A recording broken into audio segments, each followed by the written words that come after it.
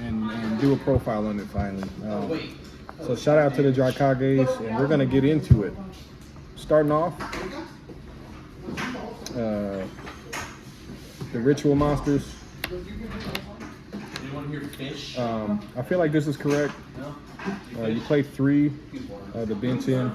This is the machine build, so I didn't want to go overboard into that, but I did want to have like enough to like extend and then grab the diviner and then go off from there. Diviner is not the most amazing. You could obviously, if you don't want to play these, you can try other stuff. But for now, like this is what's been working for me, the triple Ben 10, and then playing 2 of these, because using one of these bodies to make another body is just better than wasting the Fafnir all the time. And you can just get to the other one through Cyber Emergency or get to the other one through Diviner, and you're going to get there anyway. So I really like it right now, and then this card is just too good to not have in the deck somewhere. And then shout out to the QCRs and shout out to the Wise Guys. My teammates helped me get a lot of this deck high rarity, so shout out to them. I've had it for a while. Double Diviner. I still feel like 3 if you're playing Orange Light, but for me, in this version, I just want to be able to get straight to getting into the dad as fast as possible, and most of the time that's all they're doing anyway. Or you get into the ritual spell if you got cut off from it, and that's pretty much all it is with that. And then with the monsters, you got 3 Alpha, 3 Zeta, grabbing ritual monsters, grabbing ritual spells, double Gamma, double Nu, double Delta. I might go up to 3 on this, but I felt like I did not want to keep like overdrawing them, so I kind of left it alone with that. The Gammas, obviously, to get you to a Fafnir, to get you to more names, so I feel like 2 is correct. This one is the weird one because I'm playing Prosperity, but I still wanted to see multiple names, so this maybe be the Beta Rastaban, but double Delta has actually been working out very, very well, so I might stick with that. Because the other one that you play through Shifter and Crow with, I just haven't been feeling it like that. And it's been making me lose games, actually. Triple, Drytron Nova, triple Cyber Emergency. Obviously, again, a lot of people forget that you can search these with it, in case you forgot, because they're also big-ass light machines. Moving on, you got 2 Fafnir to go with those 2. You can cut down on like one of these if you want to trim down a little bit. This is 45, by the way, and everything's still been working pretty well. Make little trims if it matters, but Prosperity. So if you want to cut the Delta down to 1 and then play the Beta Rastaban and then the Prosperity right here, I feel like Prosperity, you just have to get going sometimes, and sometimes you're just gonna break weirdly. The talents. The ritual spell, shout out to the QCR, and then the foolish is pretty much everybody. So it's a lot of different ways to get there.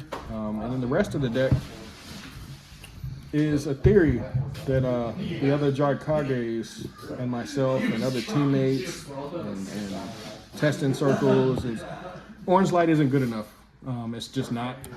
So we've been going with just straight up Handtraps, and the theory actually works pretty consistently. Except for today. But we've had enough testing that, you know, go ahead and drop the list anyway. Triple Droll, stopping other people from playing is just important. And then this deck has to get to the Zeus stuff. And most of the time, these weaken them enough. It handles Tempai most of the time. If you want to play Ghost Ogre, maybe figure it out. If you're not feeling the Ash Blossoms like that, or if you're getting pulverized for playing the Ash Blossoms, there's always other stuff you can try out. You can try an Ogre and a Mourner and an Ash or something like that. It's up to you, but I like these. I don't like drawing double nib. And then for me, that's how I'm handling everybody else, is that everybody has monster effects. The rest of them, everybody searches their specials from the deck. I'm not tripping if I only see one, you know, like I don't want to draw multiple nibs like that. And then this deck's not a 1-card engine deck, it's a 2-card engine deck, so I don't want to overdraw it anyway. And then with these, this is just handling whatever they have. Probably could play Veiler somewhere, probably could play Mourner somewhere, can play Ogre somewhere. I like to just go for monster effects. And then this is Zeus deck. It's the best Zeus deck in the game, and it hasn't changed. And then rounding out the rest of the list, getting into the extra, there's a lot of shenanigans. But ultimately, you got the Link 1s. The Link 2s, Dynamondo comes up a lot. Popping their Speller Trap comes up a lot. Little Knight is obviously extremely important. You got to have it. IP into that is also really, really important. You can play Hat Trigger in this deck. I want to get going, and a lot of times having that extra little brick in there will actually get you beat down. And then you have Boral Sword, could be excess. I like this one a little bit better, just kind of like pushing. You don't really need either one. You can play Avermax too. The Perfection build, I'm playing Avermax actually. Underworld, just because you got to handle some people's stuff. If you can't Zeus them, you can beat them down with that. And then the rest of the extra deck, maybe you want to go with triple Fafnir, so you can make a cut somewhere in here. If you're not feeling the Diviner, you know, you can play Manju instead and just cut these out and play more versatile stuff. But way too good to not play. This has been insane. Shout out to a great friend of mine. Told me about it. Been wrecking shop ever since. Getting into the side before we get out of here. Just kind of going generic as possible.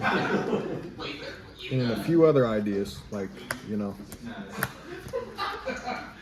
Valencia. So all in all, this is maybe about 30, 40, 50 games worth. It's been really, really strong. Appreciate you guys for tuning in. I myself am out. Go Chiefs, and shout out to the Wise Guys.